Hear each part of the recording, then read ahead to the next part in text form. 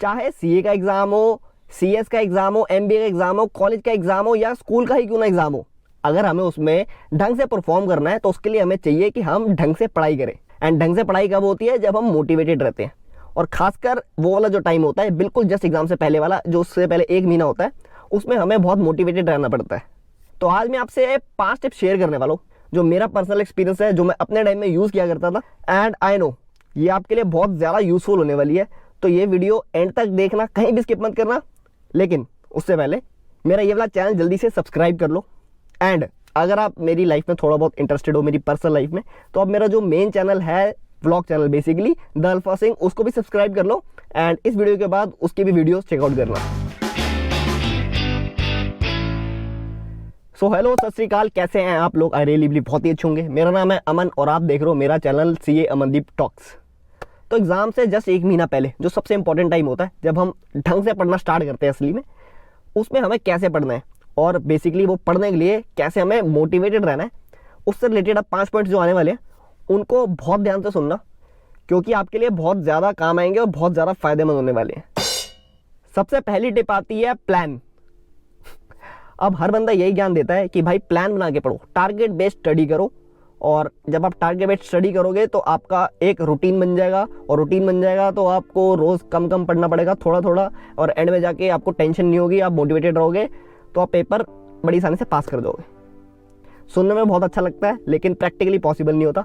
मेरे साथ भी नहीं हुआ, मेरा भी कोई ऐसा स्टार्टिंग में कोई प्लान नहीं रहता था, लेकिन आखिरी मंथ में ज़रूर मैं प्लान बनाता था।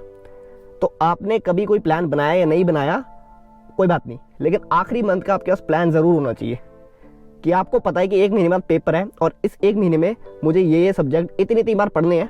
तो उसका एक प्लान बना लो, इस हफ्ते में ये कवर करना है।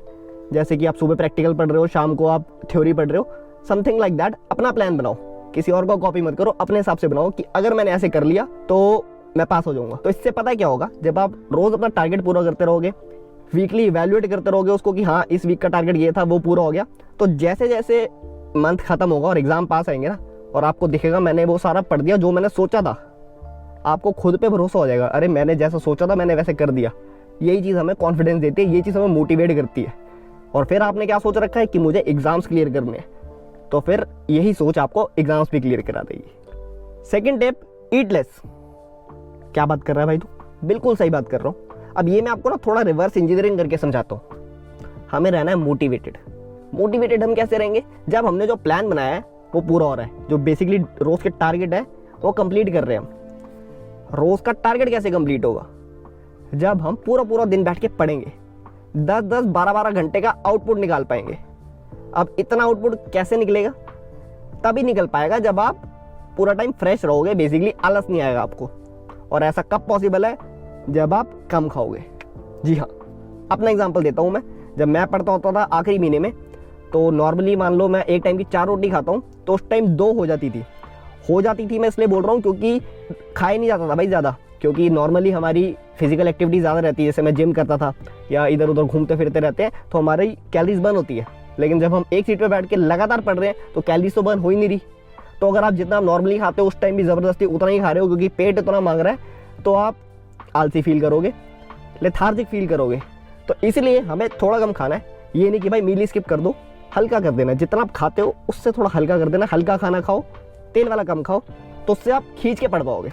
एंड खींच के पढ़ पाओगे तो मतलब टारगेट पूरे हो रहे हैं। टारगेट पूरे हो रहे हैं तो मतलब मोटिवेशन। तीसरी tip, sacrifice something that you love to do on everyday basis. इससे क्या होगा, आपका फोकस हमेशा बना रहेगा पढ़ाई पे। कुछ समझ नहीं आया? मुझे पता है, एग्जाम्पल देके समझाता हूँ। मेरे साथ क्या होता था कि एग्जाम से 1 या 1.5 महीने पहले जो मैं डेली रूटीन में चीज़ें करता था जो मुझे पसंद ही करना, जैसे कि थोड़ा घूमना फिरना हो गया, जिम जाना हो गया, एंड उसके अलावा social media apps, Instagram, Facebook, WhatsApp and all. WhatsApp तो नहीं, खैर इंस्टाग्राम, फेसबुक, जो मेरा दिन का ऑलमोस्ट 5 से 6 घंटा तो आराम से खाती थी, ये मैं डिलीट कर देता था। अब जो हमारा सबकॉन्शियस माइंड होता है ना, जो चीज़ें हम रेगुलर बेसिस पे करते हैं ये हमें सबकॉन्शियसली करवाता है वो।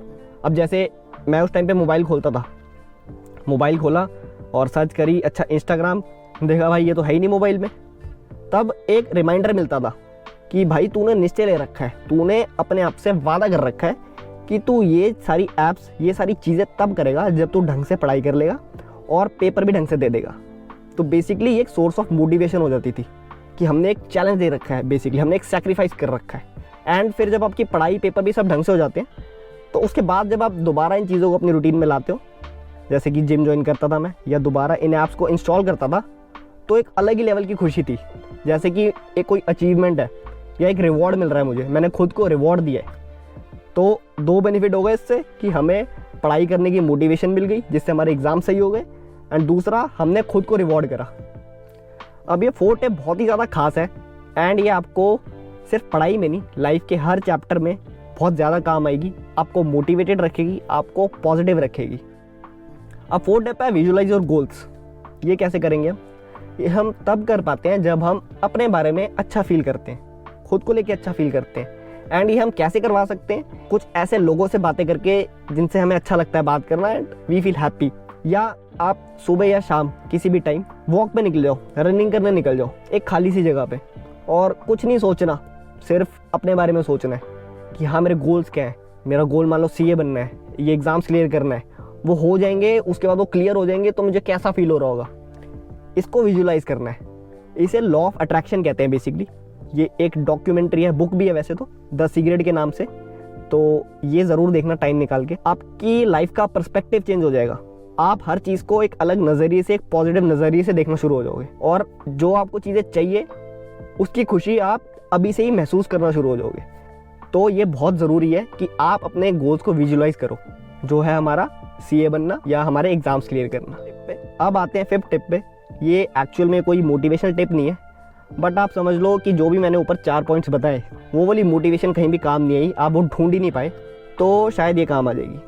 और ऐसा होगा और ज़रूर होगा आपके साथ कि आप इतने ज़्यादा लो हो जाओगे, इतने ज़्यादा स्ट्रेस्ड हो जाओगे अपने एग्ज़ाम स्टडीज़ वगैरह को लेके कि आपको कोई खुशी नहीं दिखेगी, आप बहुत परेशान हो जाओगे, फ्रस्ट्रेट हो जाओगे। तब आपको क्या करना है? बस इतनी सी चीज़ सोचनी है कि भाई ये बहुत एक छोटा सा टाइम पीरियड है, छोटा सा फेज़ है 1 या 2 महीने का, ये पूरी लाइफ नहीं है।